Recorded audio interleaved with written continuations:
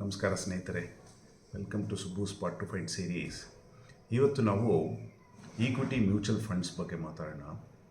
ಇದರಲ್ಲಿ ಏನಾಗುತ್ತೆ ಅಂದರೆ, ಈಕ್ವಿಟಿ ಅಂತಂದರೆ ನಾವು ಮ್ಯೂಚುವಲ್ ಫಂಡ್ಸಲ್ಲಿ ಏನು ಡೆಪ್ಲಾಯ್ ಮಾಡ್ತೀವಿ ಆ ದುಡ್ಡನ್ನ ಅವರು ಮಾರ್ಕೆಟಲ್ಲಿ ಶೇರ್ಸ್ ಪರ್ಚೇಸ್ ಮಾಡ್ತಾರೆ.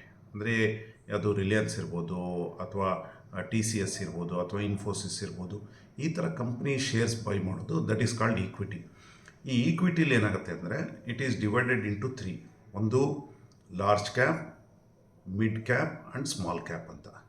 ಈ ಲಾರ್ಜ್ ಕ್ಯಾಪ್ ಬಂದು top 100 companies in India, they are considered as large cap. ಅದು ಯಾವುದು?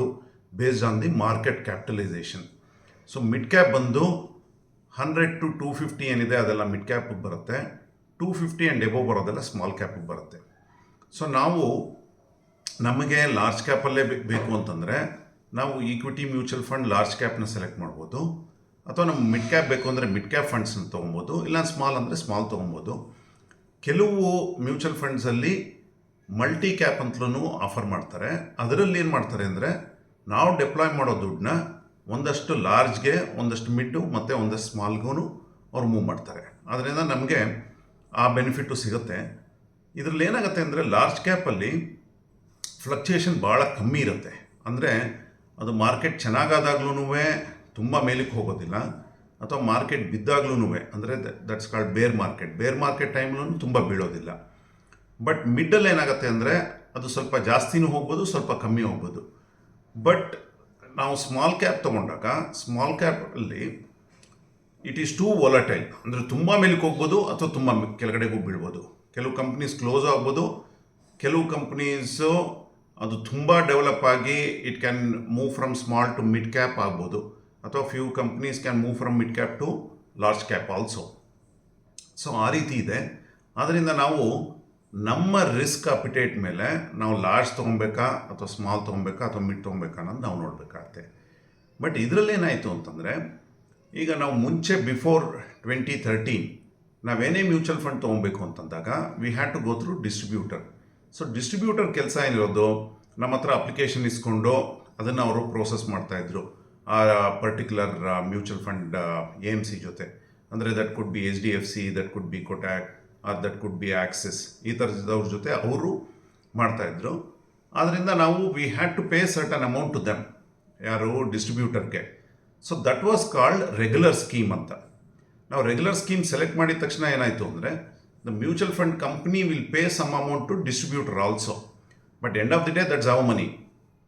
But post 2013 Security and Exchange Board of India ಏನು ಮಾಡಿದ್ರು, SEBI is the governing body of all this ಅಲ್ಲ, ಅವ್ರು ಏನು ಮಾಡಿದ್ರು 2013ಇಂದ ಯಾರ್ಯಾರಿಗೆ ಡೈರೆಕ್ಟಾಗಿ ಮ್ಯೂಚುವಲ್ ಫಂಡ್ಸ್ ತೊಗೊಳಕ್ಕೆ ಗೊತ್ತಿದೆಯೋ ಅವರು ಡೈರೆಕ್ಟ್ ಅಂತ ತೊಗೊಬೋದು. ಇದರಿಂದ ಏನಾಯಿತು ಅಂದರೆ, ನಾವು ಡಿಸ್ಟ್ರಿಬ್ಯೂಟರ್ಗೆ ಏನು ದುಡ್ಡು ಕೊಡ್ತೀವಿ ಅದು ಸೇವ್ ಆಯಿತು. It is like let's assume that ನೀವು ಫಸ್ಟ್ ಟೈಮು ನೀವು ಇಲ್ಲಿಂದ ಡೆಲ್ಲಿಗೆ ಹೋಗಬೇಕಾಗತ್ತೆ. ನಿಮಗೆ ಟಿಕೆಟ್ಸ್ ಹೇಗೆ ಬುಕ್ ಮಾಡೋದು ಅಂತ ಗೊತ್ತಿಲ್ಲ. ನೀವು ಯಾರೋ ಏಜೆಂಟ್ನ ಕೇಳ್ತೀರಾ.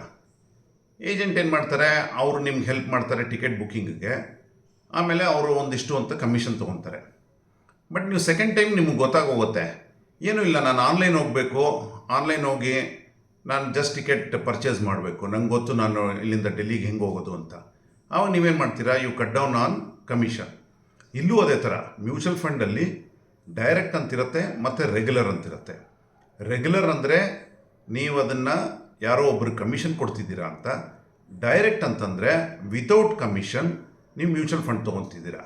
But however mutual fund company ಅವ್ರದ್ದು ಎಕ್ಸ್ಪೆನ್ಸ್ ರೇಷಿಯೋಸ್ ಇದ್ದೇ ಇರುತ್ತೆ. ಯಾಕೆಂದರೆ ಅವರು ಟೀಮ್ನ ಮ್ಯಾನೇಜ್ ಮಾಡಬೇಕು, ಫಂಡ್ ಮ್ಯಾನೇಜರ್ ಇರ್ತಾರೆ, ಅದೆಲ್ಲ. ಆದ್ದರಿಂದ anyway you are paying there, but there is no need to pay to a broker or a agent or a distributor when you buy direct rather than buying the regular. So ಅದರಿಂದ always it make sense to buy direct, because your returns are better than generally what you get in regular. ಆ ರೀತಿ ಆಗುತ್ತೆ. So ನಾವು next week ಇನ್ನೂ ಒಂದು ಸ್ವಲ್ಪ ಡೆಪ್ತಲ್ಲಿ ಹೋಗೋಣ ಮ್ಯೂಚುವಲ್ ಫಂಡಲ್ಲಿ. ಸೊ ಈಗ basically will have to understand large, mid and small caps ಅರ್ಥ ಮಾಡ್ಕೊಬೇಕಾಗತ್ತೆ. Thank you so much. Thanks for watching.